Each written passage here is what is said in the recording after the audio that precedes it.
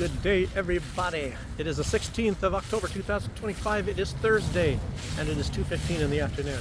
And I am, well, a place I haven't been for a little while. Thought I would walk along the river down there to see what it's looking like as far as the fall foliage. And I am like a, what is this, Leninskaya or Leninska place or something like that. Here's a small little shopping area. That's a Groshik shop right over there. That's one of the least expensive places to get your food in Belarus. Now there's a couple of kind of discount places. One is Groshik, one is Svetofor, that's actually a Russian company, and there's another one called Mayak. And are they affiliated? I don't know if Mayak. And apparently some of these companies are somehow affiliated with Lithuania. So what is this? Let me take a little look around here before I head down to the river. Tell you guys a little bit about this. I want to talk about tomahawks today. Maybe the last time, because it's an issue that needs a lot of time to. Not sure. What is this? The Willing Hotel, Coalition of the Willing. The Willing Hotel. So I guess that's where the Coalition of the Willing go, as you see. And Leningrad. So that's the Leningrad shopping area. And of course I should know that, but I was thinking, is it Leninskaya? I don't know. You see that building over there? It's a little bit, let me put it right in the center of the screen. See right there? Kind of behind that building, there's a party area. A lot of people in Minsk don't know about it. And I can't even go there, in the evenings, of course, better and better weather, because, they play music. And as you know, it's not like YouTube hates music, but if they can't make the money off of music being in your videos, they call it a copyright violation or something. Now, I guess with Rumble and maybe all other channels, you can have music in there, I believe, but just not in YouTube because they want the money. Money, money, money, money. That's what everything's all circulated about. See you willing. Oh, I'll tell you, right over there is probably the main and biggest. See, it's also now right in the middle of the screen. Walking over there, but that's like the biggest chocolate factory in Minsk, maybe Belarus in general. So they make a lot of chocolates and things, but there's other places and that have chocolates as well, just so you know that. And this, I got off on the metro at Proletarsky on the Red Line. Just so any of you that are living in Minsk or planning on visiting Minsk, just so you know that. And this river, I don't even know the name of. I lived here in all this time. I don't even know. I'll tell you what, I think I'm gonna go walk down and go over, there's a footbridge over there in the distance, and I'll walk on the other side. There's a big hotel over there. I'm not sure how much the Chinese are affiliated with it, but it's called the Peking or Beijing, depending on what form of Chinese you want to talk about. So let's get into the news here. So all this talk about the tomahawks, and there's a lot of pertinent information that you have to consider, and I'm getting to the point where I realize that it's not really anything. It's not anything at all. And I think part of the problem that's going on here in Russia, because Vladimir Putin is under huge pressure by the people and even by the news agencies. A lot of people are angry at him. I'll just say that. So the news agencies are starting to argue with him a little bit, and whatnot. And he's I guess his support level is down quite a bit. I've heard that from Russians already, and there's actually no need for that, because I think he's looking at it a little bit more rationally, and I think he's got a lot of information, and I guess it's maybe how you process the information, how you prioritize it, and what is the most important parts of the information. And I think he's a lot more accurate than maybe a lot of the regular man on the street is. So I was just thinking about it myself and putting it all together, and I'll kind of explain why as I go through this video. I'll give you the hot points of why you should be concerned about the tomahawks, and but the points that tell you shouldn't be that concerned, I think they outweigh them. So I'll just tell you mainly what frightens people maybe about the Tomahawk missile is because it is a long-range missile. You can fire it from the furthest point west in Ukraine, the very furthest point away, and you can hit far beyond Moscow with that. You can hit even on the far side of the Ural Mountains with that. And of course they can carry a nuclear warhead, and of course it's indistinguishable when they're flying in the air whether they have a nuclear warhead or not. And when you're looking at this history of escalation from the United States, and who is the big master of this escalation? Who is that? Who is that? Who is the guy that said one time that Obama sent blankets and he sent javelins? So who is the big escalator for the most part? And then of course, when Obama of course came in, he didn't want to be outdone by Donald Trump, and everybody wants to prove I'm more for Ukraine, you know, Slava Ukraina, as long as it takes, as much as it takes, as much money as it takes. So they all started, dumping money in, and Zelensky, Uriah Heep, oh, we're so humble, master, we're so humble, oh, we're so humble, more money. He is the real Uriah Heep type of figure if you have ever read David Copperfield by Charles Dickens. And you don't have to read the whole book, just kind of read somewhere towards the beginning when David Copperfield, I don't know, was it not Mr. Macabre? Mr. Macabre was somebody else, but I can't remember the person's firm when he was working as like a young accountant or something like that, and Uriah Heep was working there. But anyway, by the end of the book, anyhow, I'll just spill it. Uriah Heep has control of the entire firm, and he has switched places. It's transformation of characters. So the guy that was heading the firm is now in the place of Iago. He is the downcast person that did I say Iago? Talking about Coriolanus now, I think. Was that Coriolanus in no, that's a different play from Shakespeare. Getting all this literature mixed up. But in any case, it was in David Copperfield, it was a transformation of the characters. And I did a writing, by the way, on what was that one with the professors, they were fawning all over me because I did this part when it's called bestiality in Othello, and how, anyway, I don't know if you guys are getting interested in this. I'm just going to throw this out here and be like kind of bragging as I do sometimes. I'm pretty decent in like a lot of English things and literature and all that, but at the very beginning you see who is in which position, and who is referred to as some kind of an animal. And I think they were talking about Othello being the black ram tubbing your female ewe, your sheep, the female sheep of that was Desdemona, but the father of Desdemona. Anyhow, but by the end of the play, it's completely transformed. That's the same play that says, "Beware of jealousy, she is the green-eyed monster that doth mock." But anyway, it's very interesting. Literature, there's a lot of that, especially in Shakespeare. Absolutely brilliant stuff. There's a lot of hidden meanings in there. Like, you go to different countries like Germany or something, and they're trying to teach, like, I don't know, third year students, German students trying to learn English.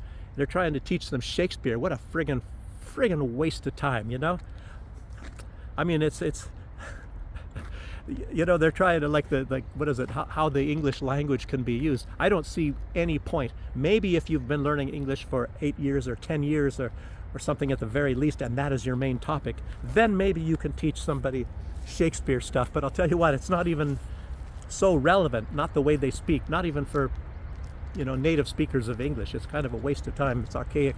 Maybe you should teach them Chaucer or something like that, the Canterbury Tales. I think that's even worse.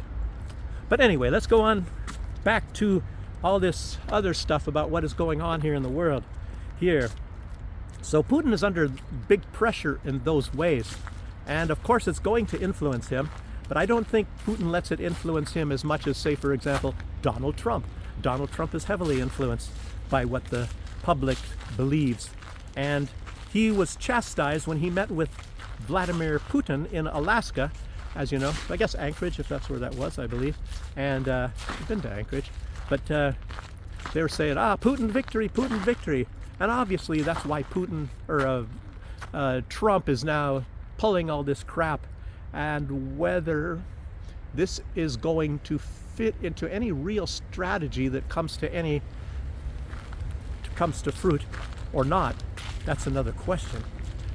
Because I don't know, sometimes I'm starting to think, I don't know, I'm trying to analyze Donald Trump because nobody can really figure the guy out apparently, but I'm trying to think of Donald Trump. He's got like, there's different Donald Trumps. There's the human Donald Trump. That's the guy that maybe gives to charity and certain other things. You know, he does some good things, there's no doubt about that, that actually does want peace. And then there's the other Donald Trump, you know, and they're probably split into two. And one is the business Donald Trump. The other one is the, I hate to say this, but let me just say the fascist Donald Trump. And it's not that, you know, everybody's looking at fascism, take that, you know, but it's not, does not necessarily have to be a negative thing. Like, what's his name? The founder of fascism, who's that guy from Italy there? My Biden moments. Whenever I turn the camera on, my mind goes into a different direction. I have to imagine that I'm not looking in the camera or something like that. But anyway, Benito Mussolini, he's kind of the founder of fascism. Actually, they had the idea before that time, but he's the one, you know, and all that. He proclaimed the first fascist party of Italy in 1919. And fascism, he said, is the marriage of corporate money to government power. And like I said, it does not have to be such a bad thing, but in 99 cases it always is. And of course, Benito Mussolini was a socialist, and fascism is a socialist. It is a leftist. It is a leftist ideology. It's not a far right. So they call Trump, they say he's to the right, and then they say fascist. I'm saying fascist in a way too, but it doesn't even have to be left or right. It's just like I just told you. If Benito Mussolini's definition is the more accurate one, then I guess we just go with that, right?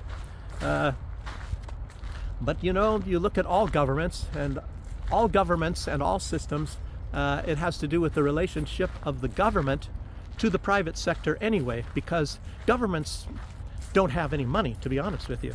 They have to get their money, and they get their money in large part from the private sector, not necessarily from tax. I don't know how much tax gets paid from your Joe on the street, but it's the taxes from the private sector, from businesses and things like that.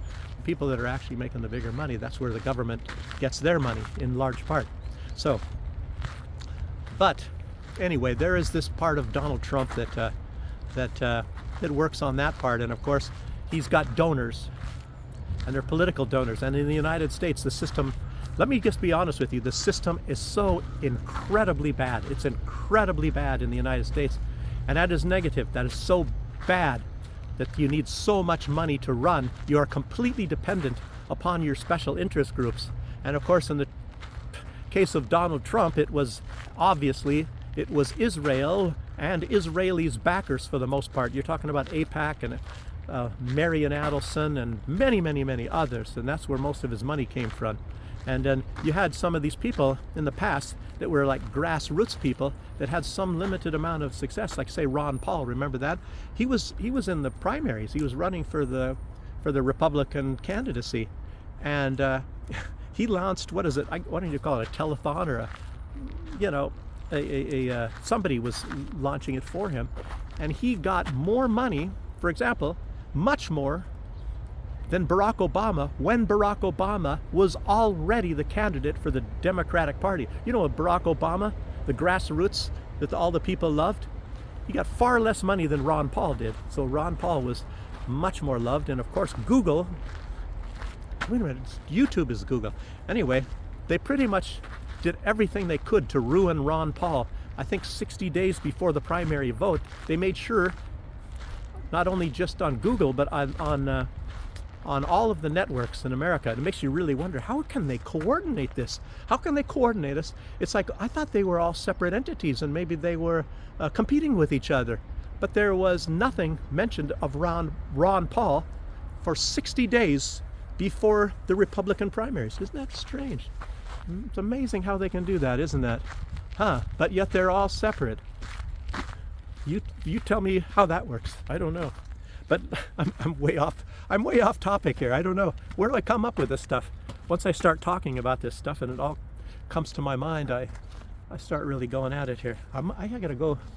It's starting to rain and maybe I can stand under this bridge. God, I don't really like doing this. You guys can't see that much of wherever the heck I'm going when I am ducking underneath some place to get out of the rain. But let's keep going. So a large part of what Donald Trump is facing for his pressure, now we're not talking about Putin's pressure, we're talking about Donald Trump's, and Donald Trump, they used Donald Trump's own personality to pressure him. And if you can stay with me on that one, if you can try to get my just on how that is done, Donald Trump, as I said originally, as soon as he became president, at least this time, he is driven by success. I mean, you can put it in a lot of other different words. You know, he wants to be a winner. And now he's working, for the most part, on his legacy. Of course, this is going to be a bad one for his legacy. But anyway, he's big into his own legacy at the moment. But he doesn't want to look like a loser, and all these people have to do is make him think that if Ukraine loses, that he loses, that he's a loser. And of course, that's what they've done. That they said, you're on this side, you're not on Putin's side. You know, maybe that's why he doesn't do anything. He says, oh, I'm neutral on this. He's not neutral on this. He's never been neutral on this. How much money does he give to Putin? How many weapons does he give to Putin? You know, he tries to flatter Putin's ego a little bit, but that's about it. He doesn't really flatter Zelensky's ego very much. He probably doesn't really like Zelensky so much. But remember when he dressed him down, J.D. Vance and Trump, they dressed Zelensky down in the Oval Office, you know, basically telling him he has no cards and all that kind of crap. And obviously Donald Trump had a stern talking to by his own political donors, and that has never happened since that time. And part of it is because Zelensky's been a little bit more careful, and you know, basically he's been given a warning too. You have to feather Donald Trump's ego, call him daddy or something like that, like some other people do. You know, that's what it's all about. Oh, rain's coming down even more, but I'm safe now. My ink won't run. So, but anyway, he hasn't dressed down Zelensky ever since that time. You know, very, very little criticism. But he says, I'm angry about Putin. I talked to him on the phone and we have a nice conversation, a great conversation. And then he bombed someplace. And he started making up that he was bombing, old folks' homes or, you know, retirement homes or something, which of course is not even true. If anything actually did or harmed anything, it would have somehow been some sort of mistake. Maybe it would have been caused by the Zelensky, or it missed a drone or something from Zelensky, and the Ukrainian missile hit the retirement home. I don't know. Russia does not target civilians. That's very well known, and it's been proven most of the time, but Zelensky certainly does. He does all the time. So let's see.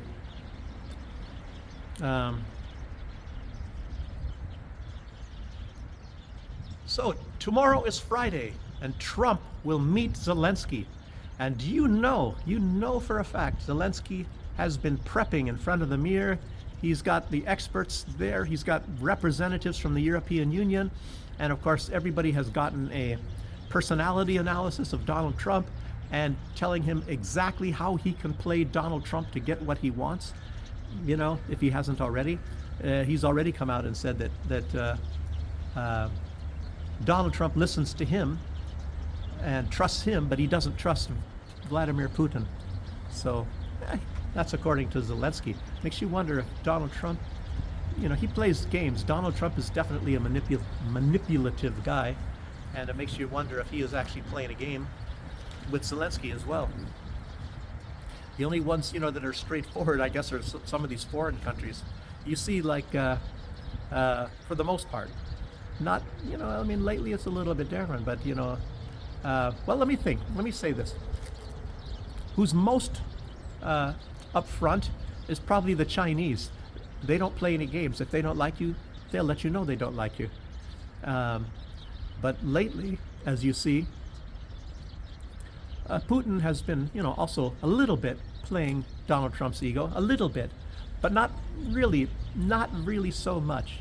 He does not want to be insulting, but I think Vladimir Putin is doing that because he wants to continue having at least a talking relationship with the United States, which they didn't have with Joe Biden. And then you see Lukashenko. Lukashenko, he really probably generally feels as he does with, he's said a lot of complimentary things about Donald Trump, and I think he actually means it. But I'll tell you something about Lukashenko. If you start dinking around with him, you're going to see a different Lukashenko. So he is actually reciprocating. It's like, I'll tell you what. Let me tell this. Let me give a warning to Alexander Lukashenko. They're playing with you. They're playing with you. Lukashenko, he may know that. But he is taking them at face value. So he stretches his hand back. When they put out a hand to him, he's putting his hand back and said, okay, let's get along together. Because he really does want to get along. But when he finds out that they're playing with him, it's going to be a little bit different.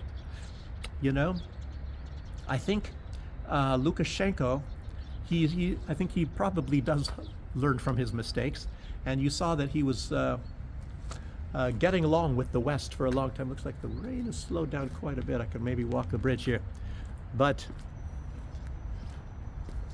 as you saw in 2020, for example, and maybe slightly before that, he probably very obviously figured out that they had a big operation against Belarus. And of course, it's come out at least after that time that Belarus was supposed to fall before Ukraine. So that was the first step, and then Ukraine was supposed to be afterwards.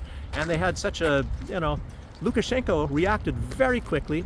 He is authoritative, and of course, when you push him up against the wall, he's going to fight, and he's going to fight back then and there. So, and he's not going to jump on a plane and go somewhere. He's going to stay here. He grabbed a rifle. That was pretty impressive.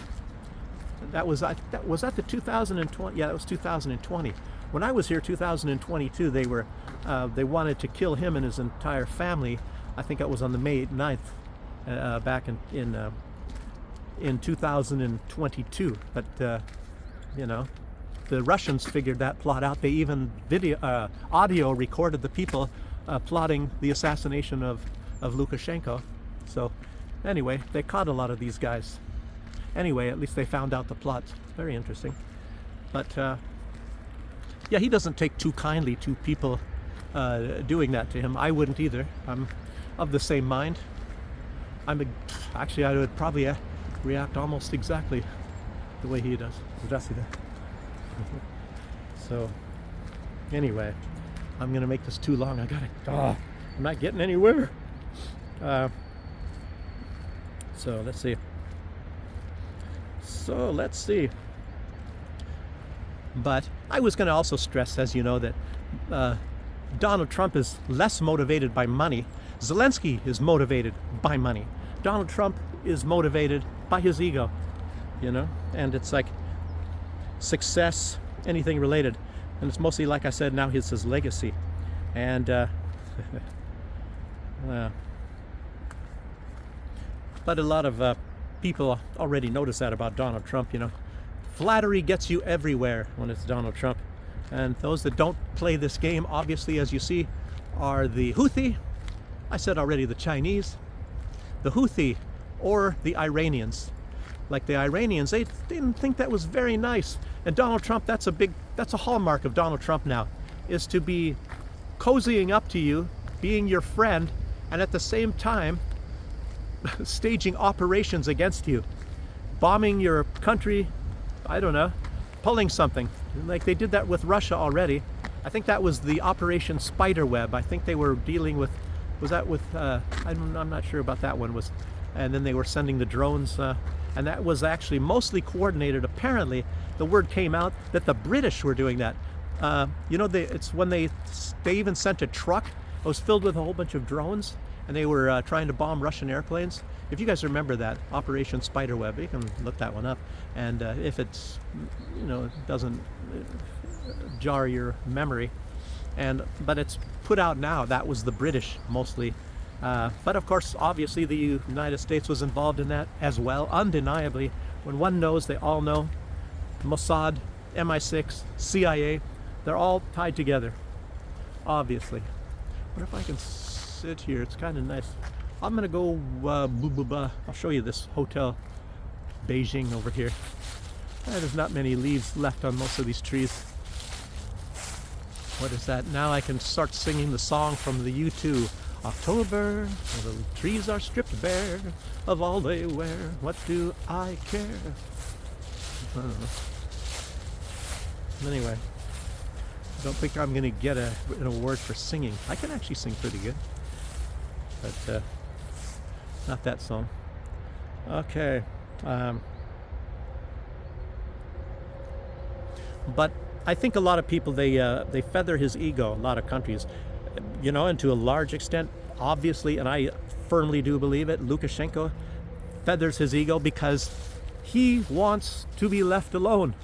He wants them to leave Belarus alone. And maybe if he can do that through Donald Trump, maybe the Baltics and Poland will just leave Belarus alone. Maybe they'll even want to be friends. Maybe they will make some deals and all that. Belarus has never done anything to them, I don't know.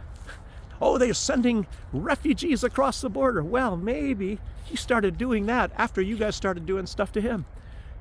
And it's not that he was sending them. He was just letting them go instead of sending them back, as he was spending Belarusian taxpayers' money to send these people back to their own countries when they came to Belarus. And he decided, well, you guys have sanctions on us.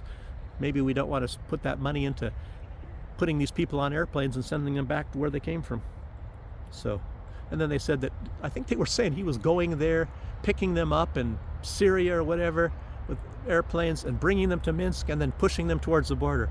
Oh yeah, I believe that, It's completely stupid, idiotic. So that's why Belarus wants to pay all that money to put up tents and facilities for all of these people on the borders. Yeah, that makes a lot of sense, doesn't it, huh?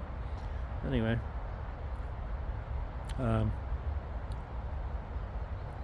So the Tomahawk, as you all know, it's recently, this is kind of like some good news, and maybe to tell you that you shouldn't be as concerned, we shouldn't be as concerned, including myself, as what we originally were, is that the Tomahawk, as you all know, that was normally a sea-launched missile, and it's only recently now is a land-based or land-launched missile, and they only have a few systems to launch them from the land. And I think that was Marine Corps, and maybe the Army has a couple, but it's only a few. I don't know. There's probably less than 5 of these things. And they are not, well, they're just now going into serial production, and there are like 4 big trailers just to fire 1 missile, I believe. At least that's what I've heard. 4 big trailers to fire 1 missile. It's a big missile. And it has to be programmed in where it's going. It has to be programmed into the missile. It's not like just a missile and you tack a keyboard. The missile itself has to be programmed, and it's a little bit of older technology. I think it's in the late 80s. I don't know. That was maybe, I was always in the military at that time. I remember hearing the name, but I don't know. I was, I don't want to say anything about that. But anyway, I was going to say something about Patriots, but in any case, these Tomahawks, to a large extent, they are experimental. They've never used them from land-based Tomahawks in a combat situation. And obviously, the military-industrial complex, they are begging. They are so anxious. They want that so badly. They want so badly to try that against a real enemy, not just a bunch of Islamic Arabic people in a pickup truck. Russia is a real enemy, so they want to see how this really works.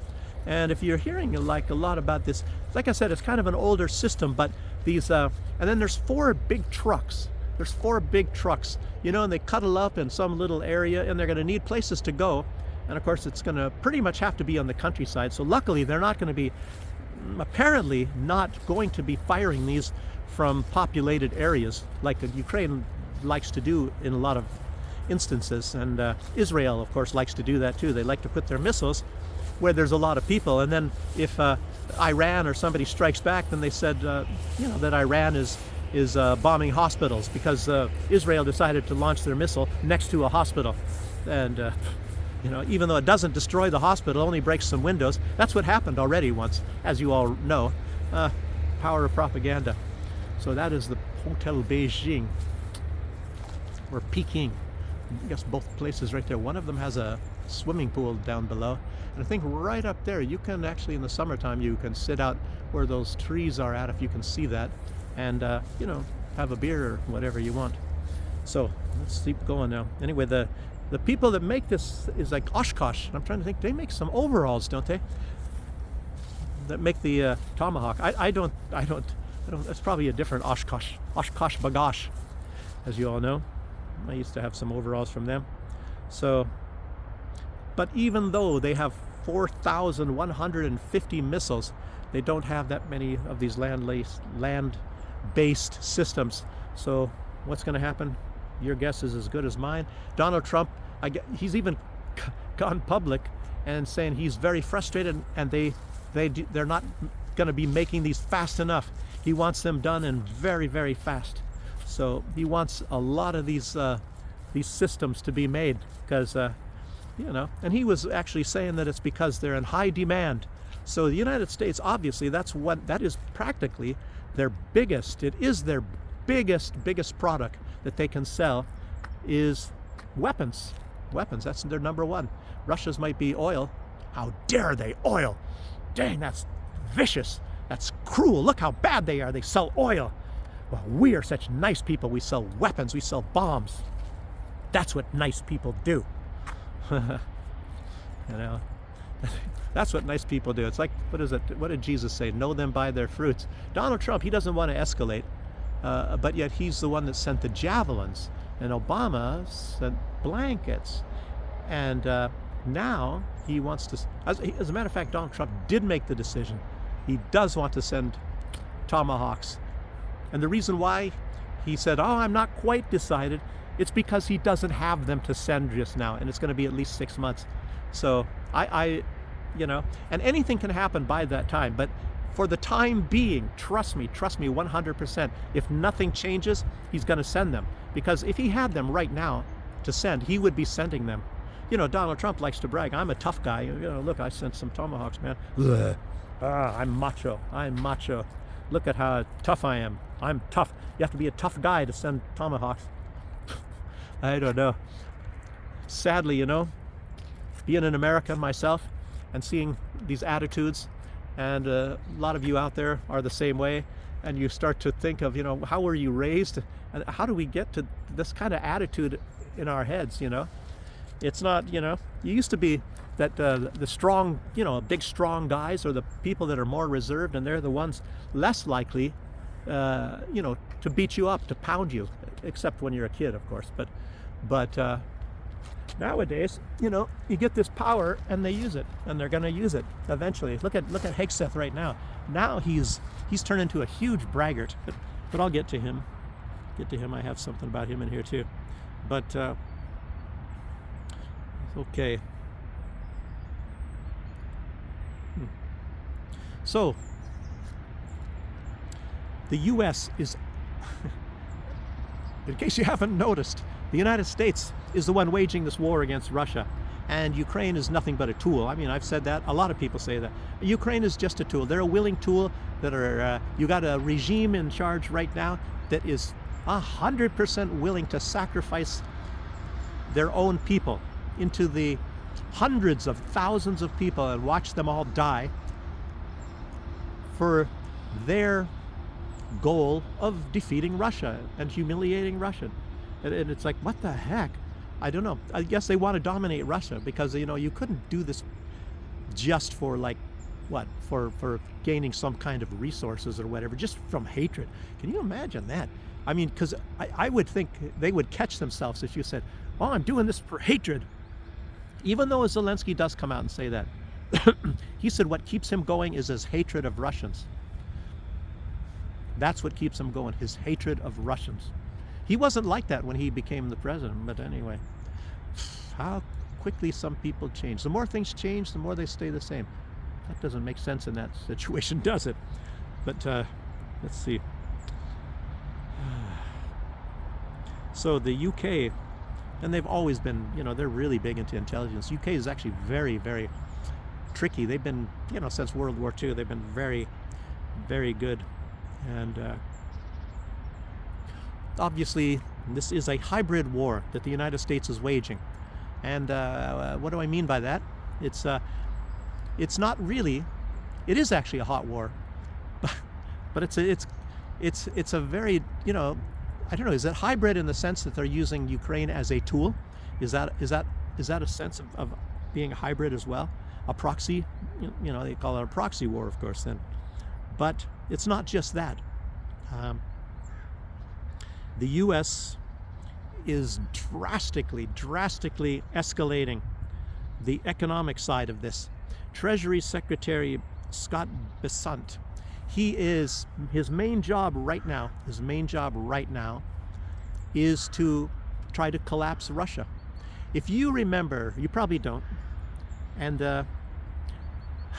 maybe a lot of you weren't even born, during the Reagan years, there was the one who was tasked to work against Russia at that time, obviously, was somebody I really admire quite a bit, and he says you can look his writings, you can look him up.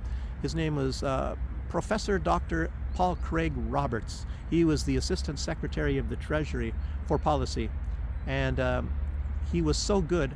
I think he was hired under Carter, and he was so good that Reagan kept him on, and Reagan tasked him with the collapse of the Soviet Union. So they call Paul Craig Roberts the father of Reaganomics, and with supply-side economics, he was a big proponent of supply-side economics as opposed to, what is it called? There's supply-side and, I haven't talked about this for a long time. Supply-side economics, and anyway, the other one is a little bit more related to socialism. But anyway, he used supply-side economics against Russia, and mostly it is basically to swamp Russia and overwhelm it economically and cause its decline, and thereby, through economics, they, to a certain extent, defeated Russia. And it may be part of the Donald Trump is now using both, and it's very much related to the United States. The United States, back then Reagan was talking about Star Wars, the systems and shooting, and of course it never worked, was never close, and they still don't have it. There's nothing there. But anyway, Russia maybe was a little bit scared now, but I would urge Russia to remember that. Putin's a lot smarter than a lot of the leaders. The leaders back then were, for the most part, Ukrainian. The leaders of the Soviet Union, for the most part, they were Ukrainian. They were Ukrainian leaders. So I'm sure that Putin is a little bit smarter this time than those jokers were back in those days. But anyway, it's all supply side economics, and it's what it actually comes down to. Maybe that's the bigger word for this hybrid war that the United States is waging against Russia right now. But how are they doing it? And this is like, to a large extent, with secondary sanctions and threats, of course. So they have the instruments of the hot war, and using Ukraine as the proxy, and using the Tomahawk. And trust me, they're going to end up sending more than just Tomahawks, other long-range missiles, of course, and who knows what else, whatever they can possibly think of. Really nasty stuff going on here. So Besant has already pressured Japan to cut off all oil imports from Russia. I don't know if it's all petroleum imports or just oil imports from Russia. And remember, there was the Kuril Islands, and Japan has been backing Ukraine and against Russia, and Russia had it in their power very easily to say, okay, the dispute over the Kuril Islands is no longer valid. We take them, but now they belong to Russia. So put that in your pipe and smoke it. So, and obviously Japan maybe wants to get a little bit back at Russia. And of course, remember that just recently, as Russia took over what being, they beat Germany now as being, basically on the size of the economy. And right after that, they overtook Japan, and that was, I think, less than a year ago. So now they're a bigger economy than Japan. And so much for all these sanctions working our way to. But wait a minute, Russia's on the ropes. According to Donald Trump. Yeah. But Besant, and it's not even really that much of a secret. I guess what was part of this meeting with Japan is that Japan's investments in the United States will maybe, we know where your daughter does her laundry. So they're going to be going after, in who knows which way, Japanese investments in the United States if Japan does not comply. So they got out some of the big guns against Japan. And so Japan said, okay, yeah, we're not going to buy any Russian oil anymore. And as you just heard yesterday, Donald Trump came out and said that Modi promised him that India is not going to be buying Russian oil. And Donald Trump is saying, is this breaking news? Should I be talking about this? That India will no longer be buying Russian oil, Russian petroleum products, gas, oil, I guess. And I guess somebody asked somebody in a different, maybe it's in some sort of a agency within India, and they said, no, that's a bunch of BS.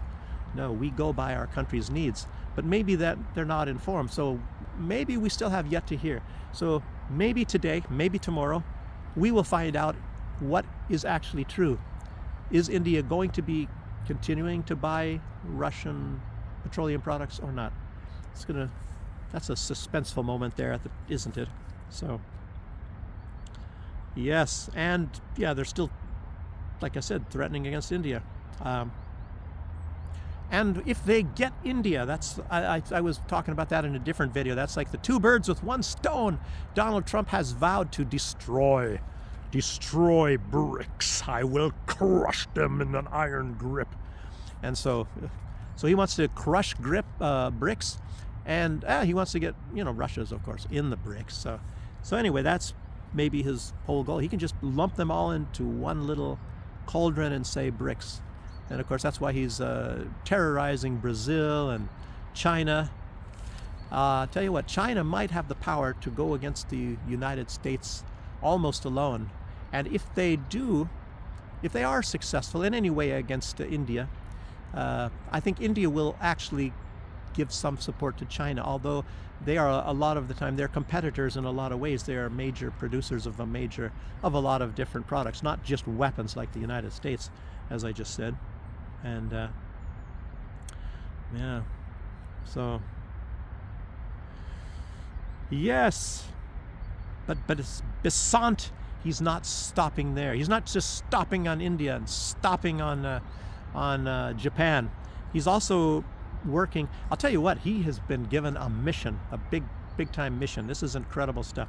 So he has also now gone to the Senate. So he's working in the United States too. And I guess what the word is out that 85 senators, which is 85% of the Senate, obviously 100 senators, are saying that they will approve 500, what a friggin' number, 500% tariff on China, which means basically that, which of course you can't do. You can't do. That's they're going to make up other excuses why it's not possible, but the reality is the United States is also very heavily dependent upon China.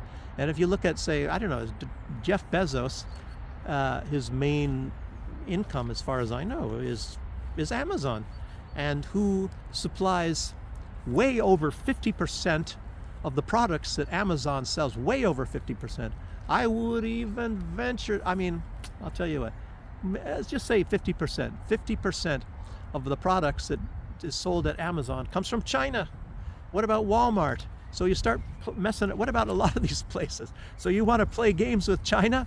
You know, I tell you what, I'll tell you what, it's not very easy. Not very easy. Donald Trump he's not looking at step 3, maybe step 1, maybe step 2, but he's not going to step 3. So thinking, well, what's going to happen when I do this, they're going to do that. And what happens in the third instance, we'll worry about that when we come to it. It's a lot of the Western thinking anyway. They're not playing chess, I guess. Or checkers. No, chess. I don't play chess, so I don't know. I haven't played checkers probably for 50 years. Probably when I was a little kid. So anyway, 500% tariffs on China if they continue to buy Russian oil. So they're really going after Russia. Look at this. They're trying to basically destroy the Russian economy and to crush Russia. Wow. They're going overtime on that one there. And of course, Donald Trump is going to be going around bragging, I crushed Russia.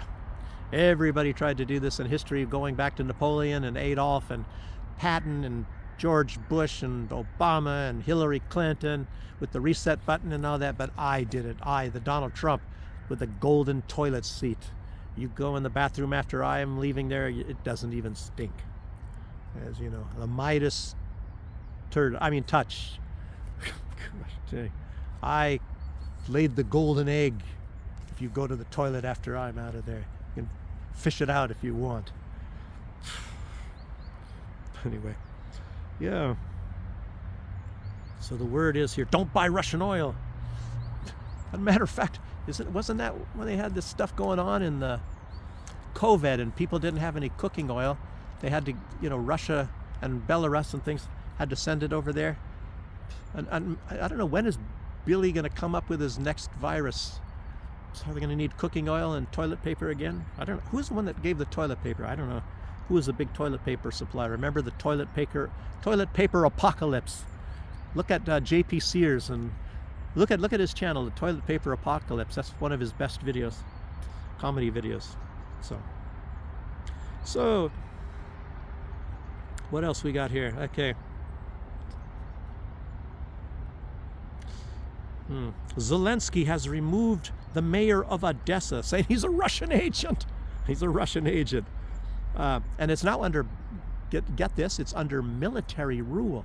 And that's not necessarily, in Zelensky's case, a bad move kind of in the way. But, you got to also consider that the people of Odessa, somewhere like 90-something% are basically Russian, and they speak the Russian language. And of course, I don't see how that could have possibly worked to ban the Russian language there when the vast majority of them all speak Russian. And so it's under military rule. So maybe it makes you wonder what is going to happen now after that. Boy. Yes. Okay. But anyway, he said this guy was a Russian agent, and they faked a Russian passport. And I guess it was very bad because I guess it's very obvious somehow where they put the numbers or something like that it's a fake. It was very obvious, I guess. And the Russians pointed it out immediately, because if you're going to check passports, those people know immediately if it's a fake. I mean, a bad fake. They should have. They're friends with the Israelis. Why didn't they go to friggin' Israel? Israel are the masters at falsifying passports. I remember if you're reading a lot of the spy books back in the old days on the how it's done and all that. The one they liked to fake the most was the Canadian passports. And they said it's not necessarily because it's more easy to fake, but it's more accepted. People accept back then, the Canadians more than they do Americans, then you can go basically anywhere with a Canadian passport, and you don't have to expect that anybody's going to want to kill you or kidnap you or abduct you or anything like that. So that was the best passport, I guess, back in those days. When was that?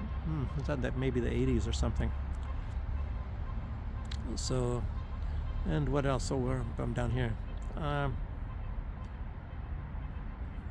There are reports that the IDF molested in a certain way Greta Thunberg, and I believe, and I can't verify it because it was only a photo that maybe somebody snapped a photo and they were making her strip. I don't know if it was completely naked or just down to her underwear. When they said like they do that to Palestinians, I think they allow them a lot of the time, most of the time, to wear their underwear. They just strip them down, and of course that's a sign of humiliation, to humiliate people. So you have to be used to not being, like ashamed of your body. It's just friggin' cold if you do it in the winter time.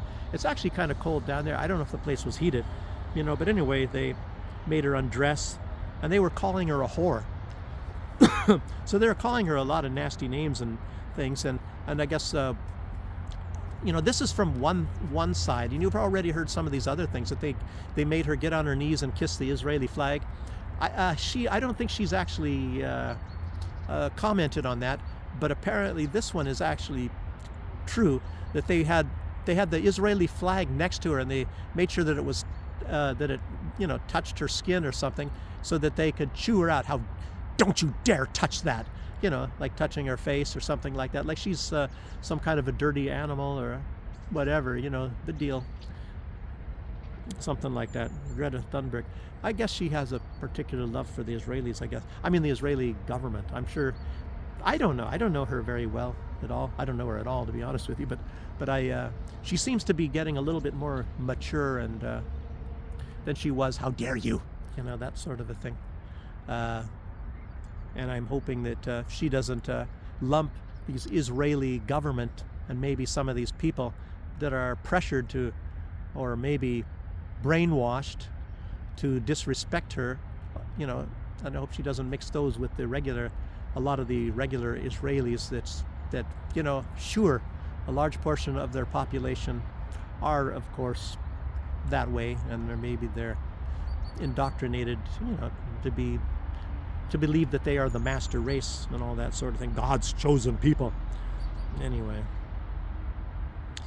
all you have to do is think of Max Blumenthal whenever you are tempted to think very poorly of Jews or Israelis.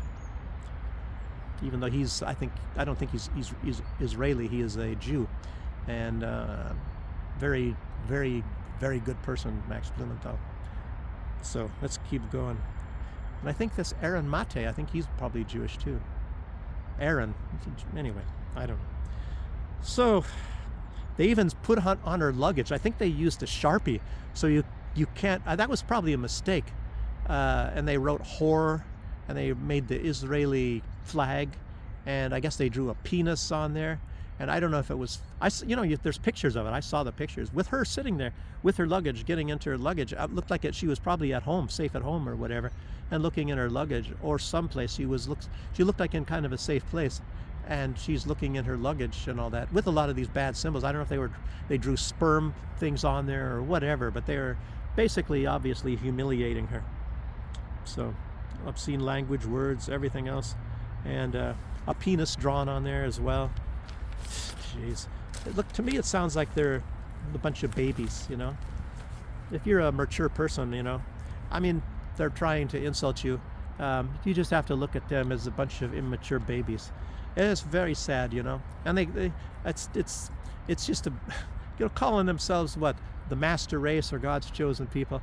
I mean, would you think of any people that have some sort of a confidence and decency, or that were raised properly? Do you think they would do things like that? I don't think that properly raised people would do that sort of a thing. But you never know. I don't nowadays. I wouldn't call somebody names like Trump does either.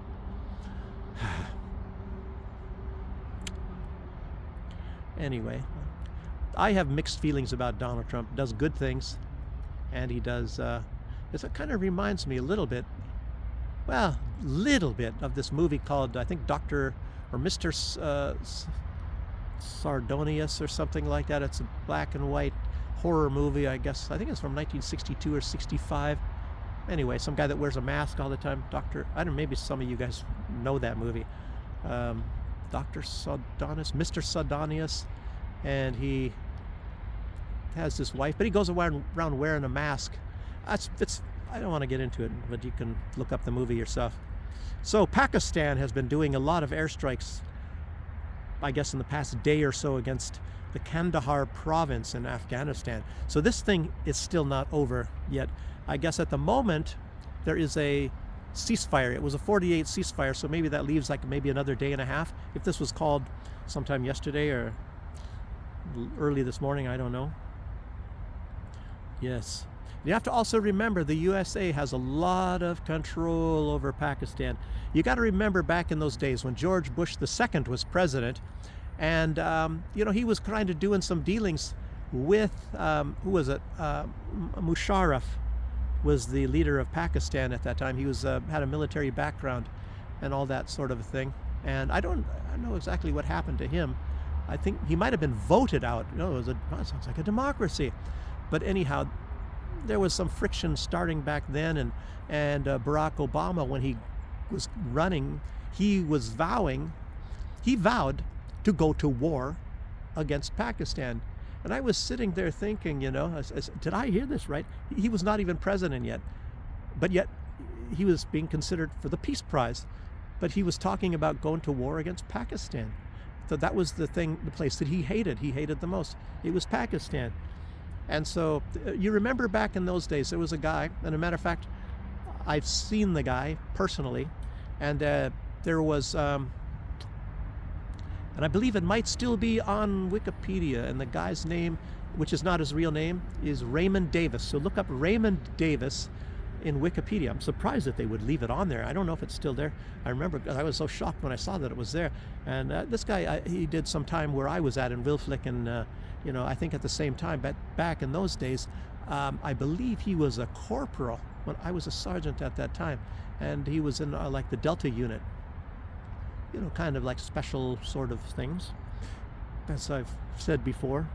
And I didn't really know him, but I've seen the guy around. But anyway, he was this guy, and he was a big operative, and he was running like the CIA agency in Pakistan at that time. And he was caught, and he had killed, because the Pakistanis were onto him, and 2 police were trying to arrest him, and he had shot and killed them. But they caught up with him, and they found some things on him, some incriminating things.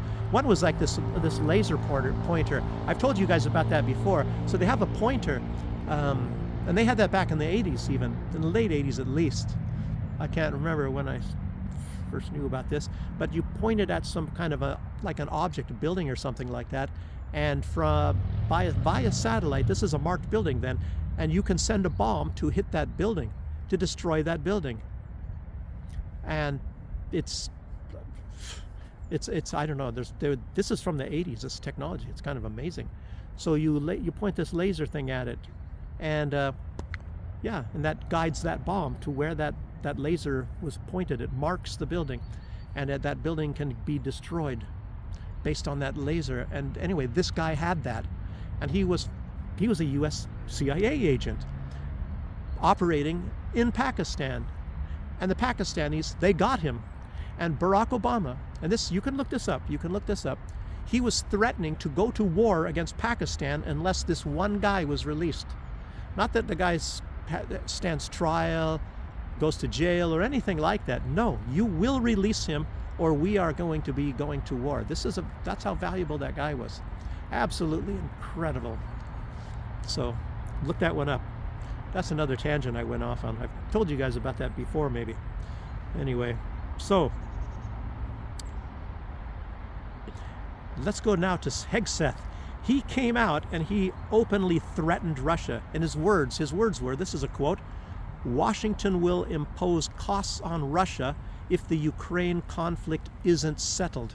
So you have this threat now from Besant, basically saying that basically it's on Russia. You will not sell your oil anymore, And this guy is saying,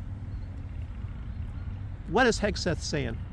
And let me join that with something that was said on, I saw the Duran. I haven't seen the Duran for a long time, but I was watching that and Alex Cristoforo was actually quite animated. They were actually in a heated conversation for a while there.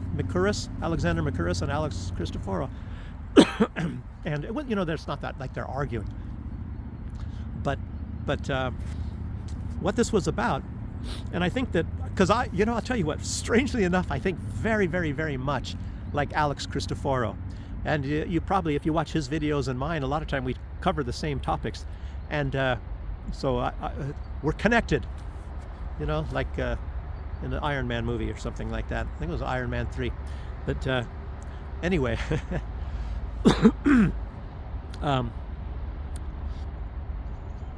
Hegseth, what they're saying is, and I think Alex Cristoforo actually hinted at this at least.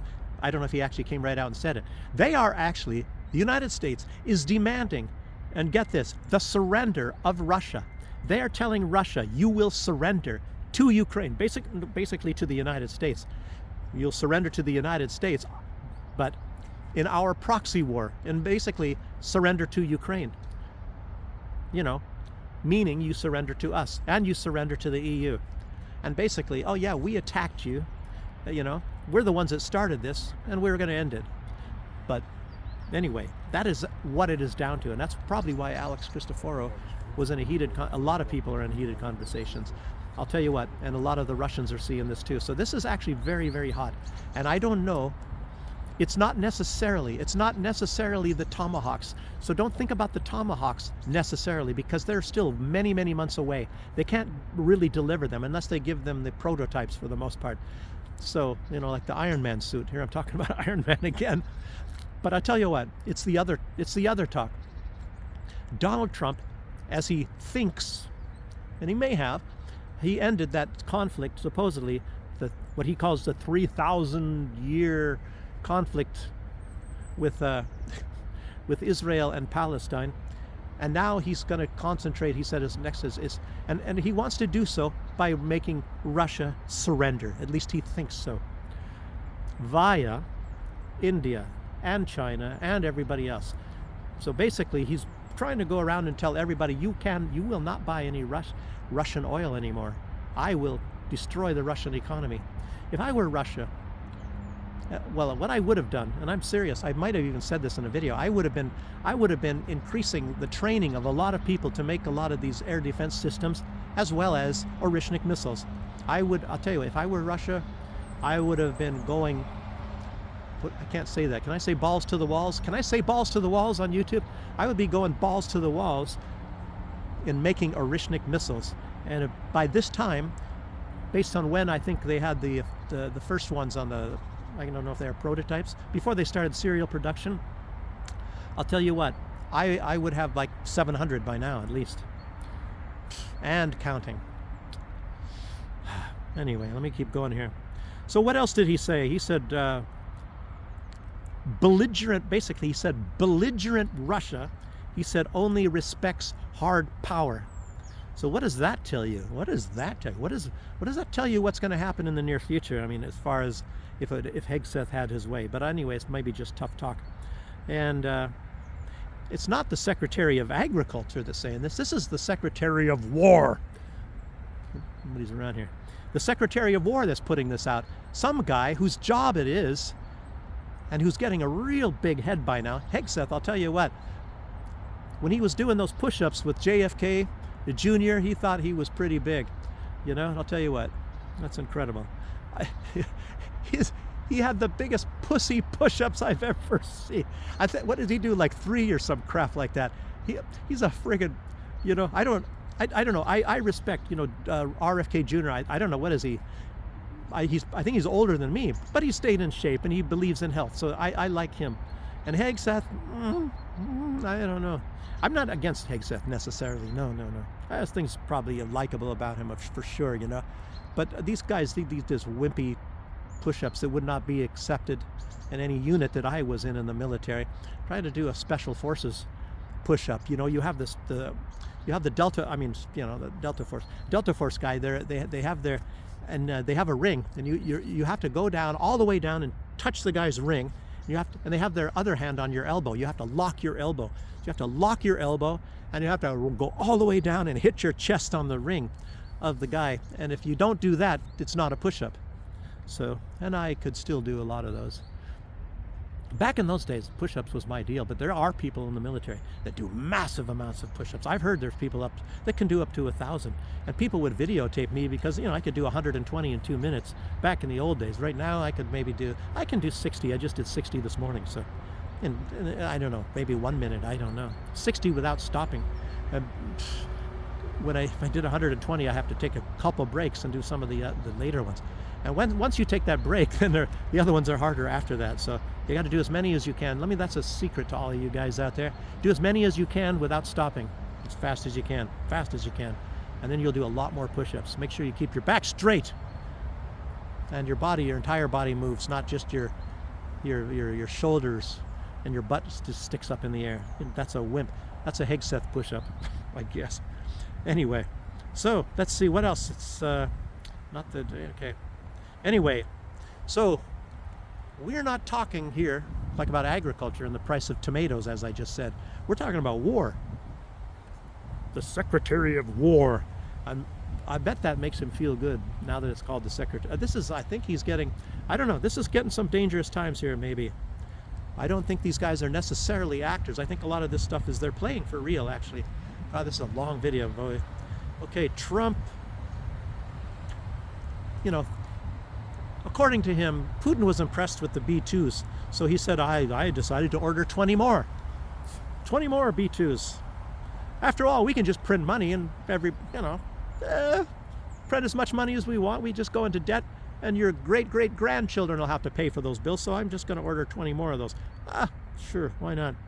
I wonder how many you used to bomb Iran. I don't really know. Said he had, 28 tankers. 28 airborne tankers. So, and at this very same meeting, you know, here I'm talking, it sounds like a war between U.S. and Russia. It is a hybrid war. There is no doubt about that. But Trump at least admitted that they're in a trade war with China. He might even admit that they're in a hybrid war with Russia. This is definitely much warmer or hotter, whatever the phrase you want to use, than it was during the Cold War. And they actually talked to the United States and Russia during the Cold War.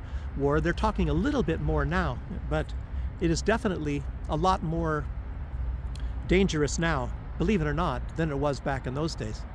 The mysteriousness of it back in those days is what led to maybe making people a little bit more afraid and ramping up the booga booga, you know. But this is actually a little bit more dangerous now. Yeah. Trump also said Russia lost 1.5 million men, and Ukraine lost quite a few as well.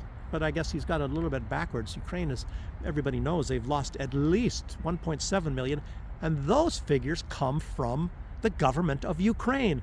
That was on a leaked paper. They said they lost 1.7 million. That was some months ago.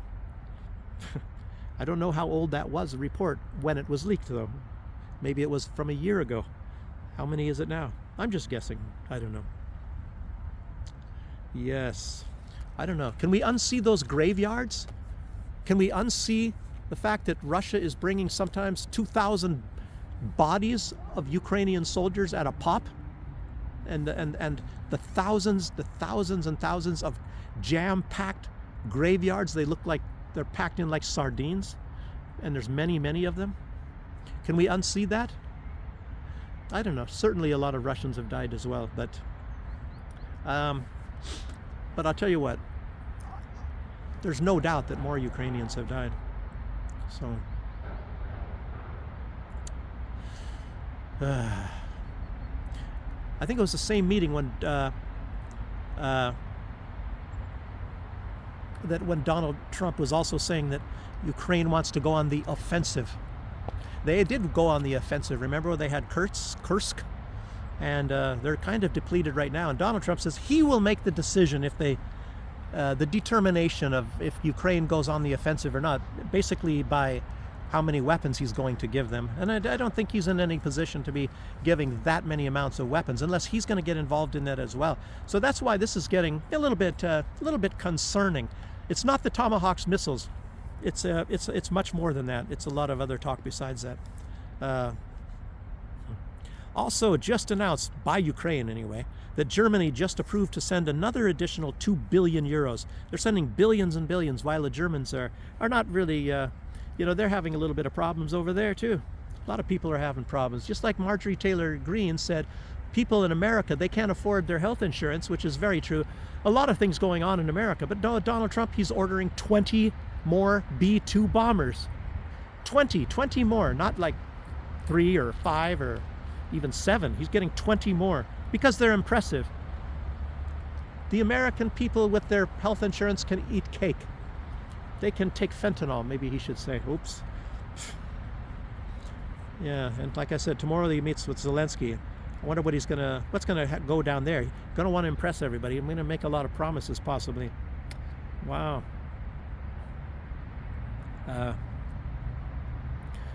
Yeah, well, Peg says, actually he was also saying that only the US can force Moscow to a peace deal. So it's pretty obvious to me, even though I'm telling you not to get so concerned about the Tomahawk missiles, and not to mention the fact, I think it was Alex Christoforou saying, he did some research on that. They're very slow, they're very big, and you need these big old trucks, and they need to cuddle up in some kind of a corner. And I think that, how long does it take for them to gather up all their stuff and get out, skedaddle? Some of these systems are very fast, and Russia has found a way to get rid of a lot of these, but who knows, they'll probably find a way to do this as well. Russia is making a lot of advancements in military technology, so what else? Only the United States and the hard power. Wow. Belligerent Russia. And another thing that is actually good news, so that you shouldn't worry about the Tomahawk missiles, is the fact that the United States wants the money up front. They're not going to send these Tomahawks. I should get up, walk now. It's a little bit raining again. They're not going to send these Tomahawks. A terrier. Hey guys. That guy's a sweet one there. Look at this one, very curious.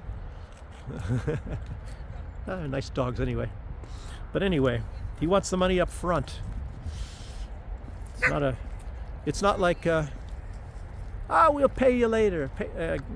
Get it now and pay it later or whatever, like buying like real estate crisis in America or something like that. People that don't have jobs can get a house.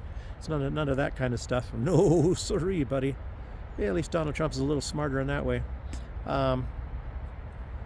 And there's been no commitment yet that Europe is going to want to pay for this. So it's and Ukraine. Ukraine. You think Ukraine is going to pay for it? Ukraine can't pay for anything. Everything that that Ukraine is getting, pensions and everything else, it's coming from, thank you very much, American taxpayers, and Germany, and whoever, everybody else. It makes you really wonder, doesn't it? I mean, how long this charade is going to keep going? How you have some country like that carrying out like a war with another country, and you have no money.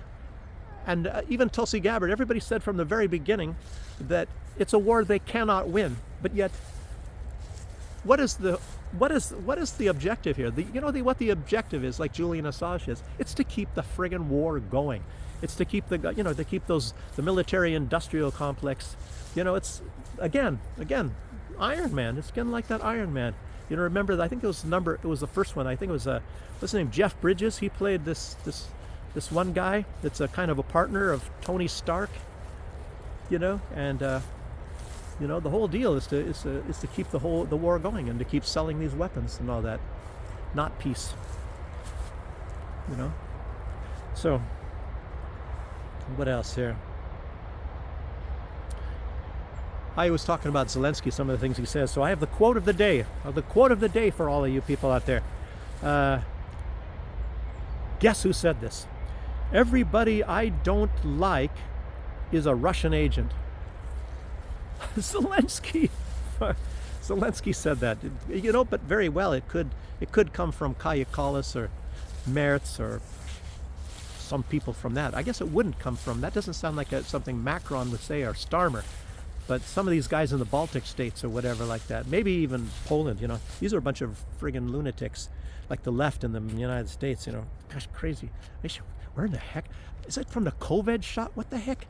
What the heck? Where are these friggin' crazy knuckleheads coming from? So many friggin' crazy people, you know, leftists and I don't know. Okay. Another thing, I think she's really great. She's another congressional representative, you know, just like Marjorie Taylor Greene, but anyway, she's pretty hot looking too. Anna Paulina Luna, she put out that she has received the secret KGB files, KGB, you know, from the she means not the Belarus, but not the Belarusian intelligence agency, but the old Russian intelligence agency from the Cold War days. She's got the KGB files on who killed JFK. And they're not so bad, that intelligence agency. And remember, Lee Harvey Oswald, who we pretty well know did not kill JFK, he was living in Minsk, in this city right now. And I've been by his house and I showed you, well, not the apartment building where he was staying, and I've showed it to you guys. It's on Ploshchad Pobiedy, Victory Square, you know, where you have that big pillar thing that sticks up in the air, I think with a wreath on it. And a lot of things go on there too. It's nearby where I was going to school. But anyway, he lived right nearby there. And if the files from the KGB say that it was Lee Harvey Oswald, then, you know, well, maybe they weren't so good after all. But I doubt it was. I doubt they're going to say that. Okay, it should be no surprise. What was this about? That the EU, they're still trying to overthrow the democratically elected government of Georgia. It's absolutely incredible. They had some representative from Finland there, you know, and she didn't say anything about democracy because she actually couldn't, because they had a vote. And the Georgian Dream Party got over 70% of the vote. So she didn't use the word, but what did she say? The freedom of something or other, I don't know. Well, just pulling up a bunch of crap, you know. You know, it's really strange. It's actually, if you find that, I don't even know this woman's name, but it's absolutely fascinating to see how they use words, and she's putting out these things that it's actually a lie, but you cannot tell that it's a lie. You cannot prove that it is a lie. Because she didn't use democracy. If she would have said democracy, it would have been a lie, because they just had democracy. They just had a vote. Oh, it's incredible. It's just absolutely incredible. I should actually be learning this stuff and just, I don't know. Actually, I am, but I'm not. I'm not taking it that seriously. I just only enough to put out in these videos. So, anyway. You might also be interested to know that on occasions, in these last few days, after all of this peace process, turns out it's maybe like a piss process, like Zelensky would be saying, in Israel, they've already shot and killed like young men, the Israelis. I can't remember where that was. They said to stop or something by some place in Gaza, by the way, and not even in the yellow zone. But anyway, they either didn't understand Hebrew or something, so these boys or whatever took a couple extra steps, and the Israelis shot and killed them. So it's not a surprise there either, is it? They've also been bulldozing some homes, and I don't know, was that in Rafah? I was thinking I would remember where that was at. It was maybe in Rafah. I don't think it was in Gaza, because that's already all bulldozed. Maybe it was in Gaza. Maybe it was in Gaza. And you can imagine why that is. Maybe they want to observe something, so they looked like about a 2-floor home or something. I have no idea. Why would they do that? It wasn't even in the greatest shape either, I think, this house. So, okay, let's see. Also, wow, Ben-Gvir. Who is that guy? I can't remember who is he. He's a defense secretary or something. Really nasty. There's a guy named Smotrich or something like that in the Israeli government. This guy's Ben-Gvir. And he's a real nasty guy too, really hateful.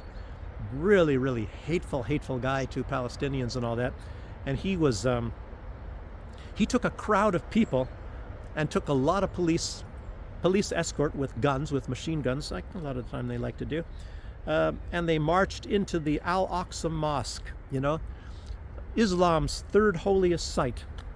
You know, they did it obviously as a provocation. And as you all know, one of their goals or dreams is to bulldoze the entire Al-Aqsa Mosque and make a temple there. So anyway, something to do, they want to take it for something to do with Judaism. They already took, you know, so much, but I guess it's not enough as far as what they're concerned.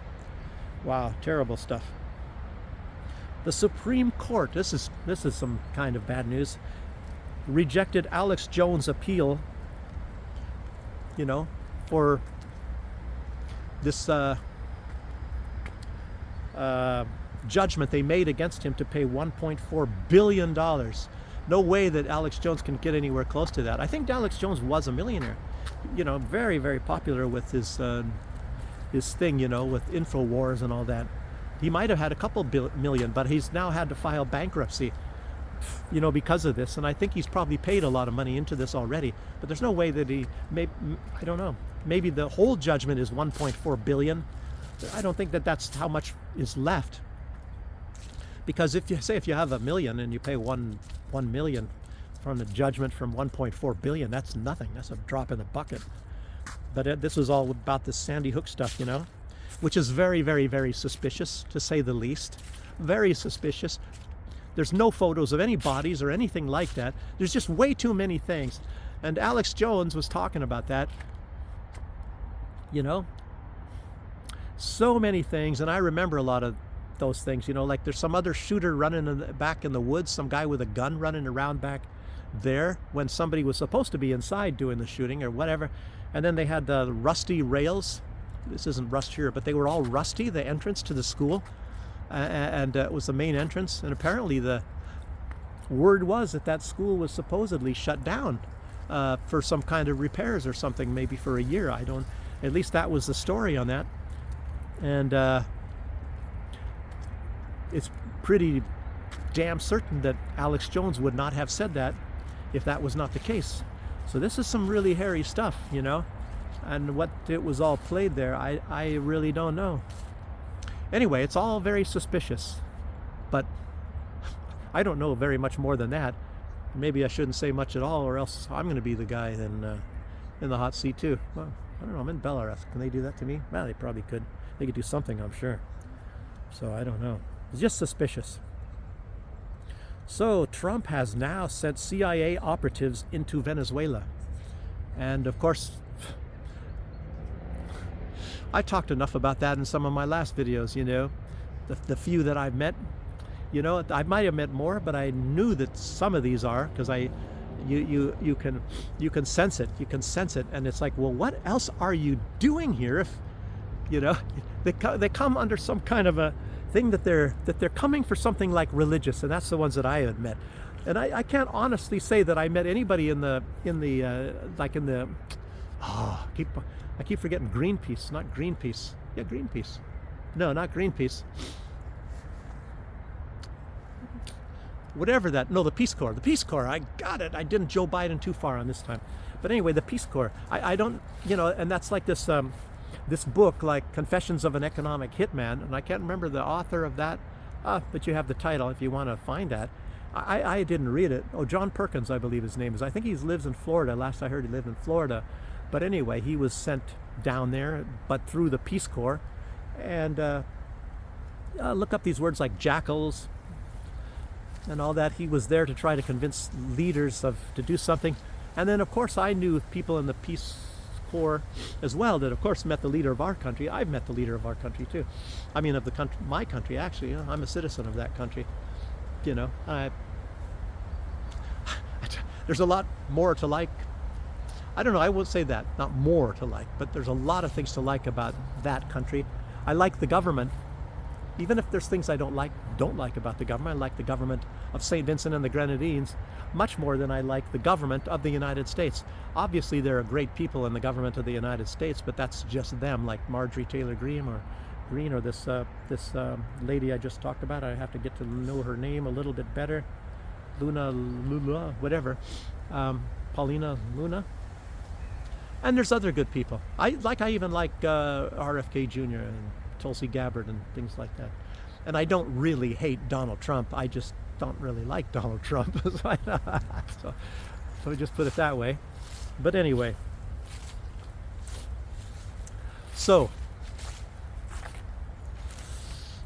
But anyway, they have these operatives, and of course they were working through church groups in that country when I was doing it, like Seventh-day Adventists. I knew one. I met one. And I met one in the Catholic Church. And I don't know that I positively can say that there were any other operatives that were probably CIA more than anything else, more than any other agency from that. But I definitely know a couple of them, like I said. But anyway, Colombia is also talking about that, how these CIA, and they were working very much back then. And when I was in the university, I had a lot of protests on the campus back then in the 80s, and that was maybe in the Reagan days, because they were running a lot of operations down there, and that was blah blah blah. But anyway, it's you guys know, maybe remember a lot of that stuff.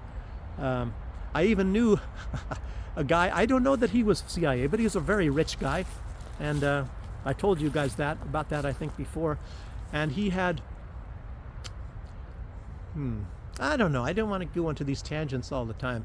The guy had coffee plantations in Panama, and one in Panama, and he didn't want me to know about it necessarily. When his girlfriend said that, because I was invited to a New Year's party with this guy, and he might have been a billionaire. I know he had many millions. He owned lots of resorts and things, hotels and all that all over the place, and boats and stuff. And his girlfriend said that, and what was he? He was like 70 years old at the time, and he got angry at her. Anyway, so what else here? Let me keep going. I'm almost to the end. I'm right at the end here. The FSB says the UK. I already talked about that and Ukraine. They were involved in these. Oh, no. This is a different thing. The FSB says they have this information that the UK and the SBU, the intelligence agency from the Ukraine, are planning a special op against the Turk Stream, as well as, this might have been past tense, drone strikes on the Caspian pipeline offices, so to get the administrative parts of all that. So that's... Anyway, other information. Strikes on Turkstream. I think they've already been probably doing some of those already. And as you guys know, they already they blew up these other ones. And one Nord Stream 2 is still operable, but they just haven't turned it on yet. So, doggy. Okay, that's about all I have to say for right now. And I thank you guys for joining me. And I hope I was informative for a lot of you people, and I know a lot of the stuff that other people, they won't be putting things out, maybe not in a gathered sense like I do right now, and but somebody also, let me say, somebody put I made a comment on a different video on somebody else. I think it was a Candace Owens video, and they said that they saw that they count backwards on Candace Owens too, like they do with me. Like with me, it was in the small numbers towards the beginning. Like I get 67 views, and then the next time I look, it's 54 views, and things like that. But with Candace Owens, like I said, it was like 2,000. So they shaved off 2,000 of her views. All of a sudden, maybe she has 67,000, then she got 65,000 right after that. Absolutely incredible. So I guess I can't whine too much when they take 7 or 8 votes or 7 or 8 views at a time from me. I don't know, maybe in the whole they maybe take 100 views out of mine. Maybe I actually get, in truth, maybe I get 150, maybe I get 200 views in reality, but you know, there's only listed maybe 50 or 60 or something like that. So anyhow, that's how that goes. So I have to not let it bother me. Anyway, again, thanks for joining me, everybody, and I'll see you guys on the next one. Bye for now.